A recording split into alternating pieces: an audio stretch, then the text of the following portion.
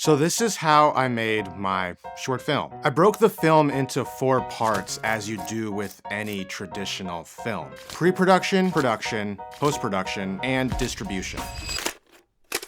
Before we start, my name's Joseph Lipson. I have this YouTube channel that I talk about filmmaking, tech, and then just lifestyle type of things. If you follow me, welcome back. If you don't follow me, make sure you hit that like button, hit that subscribe button. My goal is that you're able to learn a thing or two from me and a lot of my experiences in life. That's ultimately my passion, is being able to share my experiences with other people on this platform and build a community out of it. So the pre-production starts with the writing and the idea phase, and for me that happened on my flight back from New York. From there I wrote my entire script, and I wrote it more as like a bullet point and just like a brain dump of ideas. And then when I got back to my desk, got back to my office, I was able to really script it out and storyboard it out into more of a narrative type of script. After I wrote the script and I formatted it like a traditional script, I was able to storyboard. I was able to match action with what I wanted the visual to be. And from there, I was able to really get in the weeds of how I wanted my film to flow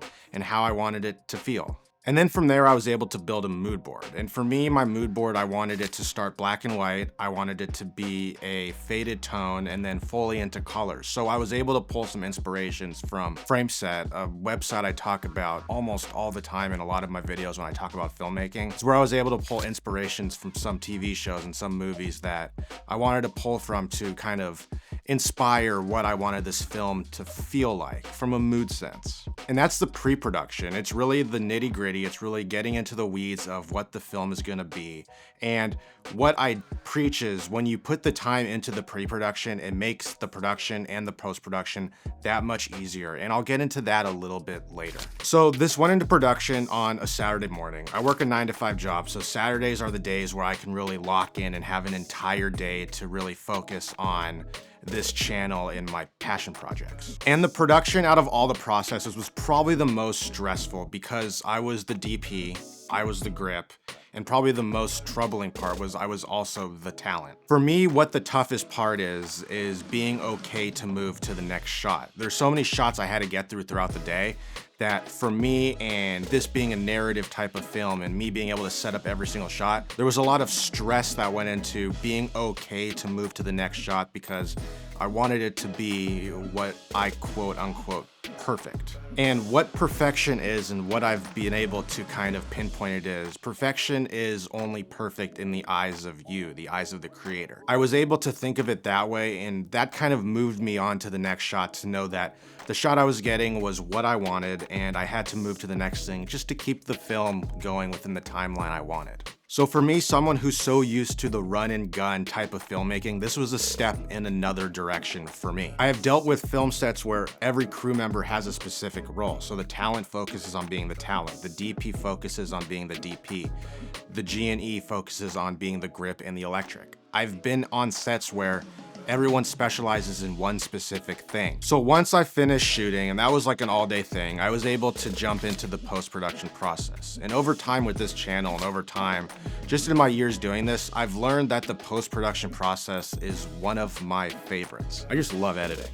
So let's talk about the edit. So like I talked about earlier, how important the pre-production is. The edit becomes a lot easier when you put the time into your script and your storyboard, because that's all the hard work. And then you're basically just piecing together a puzzle in your timeline based off of stuff that you've already put together. Plus with narrative, everything you do is so intentional. So when it comes to the edit, you're so focused on story, story, story. But after you put the initial story together on the timeline, I'm able to really make it my own and really make it my own film and put my style and put my twist into it and make it what really makes every filmmaker different, your own perspective into it and your own style. I work with a lot of editors in my 9-to-5 everyday job at the Seahawks, and one thing about all those editors is I know who edits a piece just based on seeing the piece. I can tell you right away who edits it because every editor has a different style to them. For me, sound was a big thing in this and something I don't always focus on, but I was able to mute my dialogue and mute my music and go basically solo channels on just the sound effect layers and listen to the whole thing from a sound effects perspective. And that's something I recommend to any type of editor is if you're gonna go heavy on sound, make sure it works without music and without dialogue, because it'll go a long way once you add that stuff after the fact. And I was shocked how much the story changed and how much emotion and feeling you had in the video once I was able to add back in the layers of dialogue and the layers of music, and it just blended in with the sound design. And then you jump into kind of the final phase, and that's color, mood, and tone. And that's where I go back to the mood board, and I was able to know that the way I was doing this was black and white, muted tones, and then full color. And I've been having a ton of fun in the color correction process, especially in DaVinci Resolve, being able to pull out the full colors. I just been having a ton of fun being able to color correct and color grade all of my footage.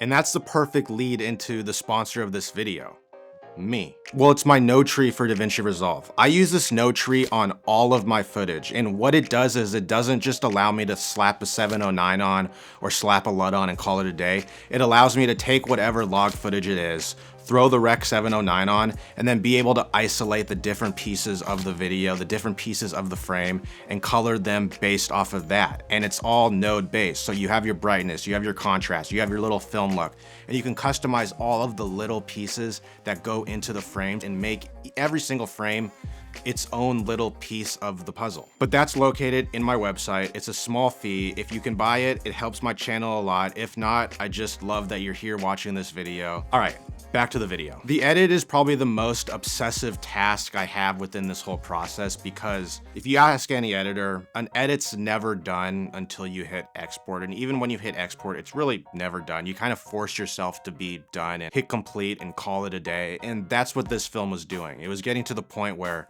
every single day I was finding new things to add. I was finding new levels of audio to add. I was finding new adjustments I wanted to make. And it just became to the point where I needed to hit export. It met everything I originally wanted from the film, and I needed to get to that distribution phase, which is the next phase I'm gonna get into. How the hell do you promote a short film? Do you promote it on your Instagram? Do you promote it on your YouTube, your Facebook, whatever it may be? How do you promote something like this? That was the big question I had. So, film cover, trailer, and consistently posting about it prior to the release. First, with the film color, find a palette that fits you. I love dark tones and I love that yellow-orange look, so I was able to implement that into my film cover. I was able to choose a shot from New York looking straight down on an intersection, and then use some film overlays to really put some grain and some life to the photo, and then throw on that orangey yellow look I like to really call out the title. And then the trailer. That was actually a lot of fun for me, and something I've learned with trailers in 9x16 video is don't take your 16:9 and make a 9x16 out of it. Shoot natively 9x16, because you're a lot more intentional on your framing. You're a lot more intentional on the things you say because you have 60 seconds to do it. So that's just one piece of advice I have for anyone that is making 16:9 content, but also 9x16 content, is shoot your aspect ratios natively through the camera and don't try to cheat the system. And then finally, the posting this thing, publishing this thing, and putting it out to the world. I had it come out on the 1st of January. So for this short film, I was a crew of one, and sometimes the hardest part of making stuff that is intimidating is just getting started. And sometimes starting, you're not gonna have the crew you really want for it, and you might just have the crew of one, and you have to do all the roles, but I mean, that's the fun of filmmaking. Let me know down in the comments if you checked out my short film and what your thoughts were on it. And always, thank you so much for the support. Thank you so much for the love. 2025 is gonna be a huge year. Make sure you hit that like button. Make sure you hit that subscribe button so you do not miss an upload. And as always, I'll see you guys in the next video. Peace.